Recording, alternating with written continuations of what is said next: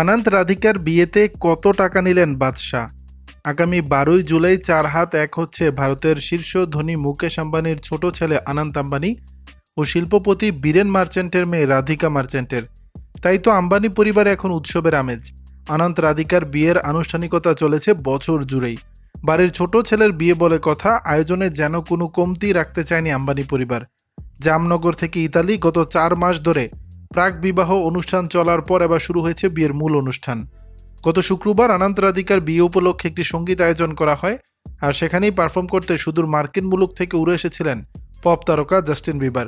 নিয়ে যান মোটা অঙ্কের পারিশ্রমিক। তবে শুধু জাস্টিনই নন, বড় অঙ্কের পারিশ্রমিকে আনন্ত রাধিকার বিয়ে মাতিয়ে গেছেন ভারতীয় সঙ্গীত শিল্পী ও র্যাপার বাদশাহ। গায়ক করণ জোহরের সঙ্গে জুটি বেঁধে গান গেয়েছেন এই শিল্পী।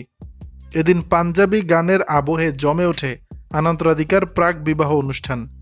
ভারতীয় গণমাধ্যমের খবর, এই অনুষ্ঠানে গান করতে ভারতীয় মুদ্রার ৪ কোটি টাকা পারিশ্রমিক নিয়েছেন বাদশাহ। এই অনুষ্ঠানের বেশ কিছু ভিডিও সামাজিক যোগাযোগ মাধ্যমে ছড়িয়ে পড়েছে।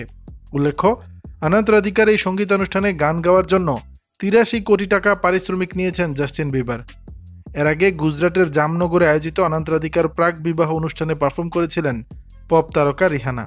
দর্শক, বিষয়টি নিয়ে আপনাদের মতামত জানাবেন নিচের কমেন্ট বক্সে।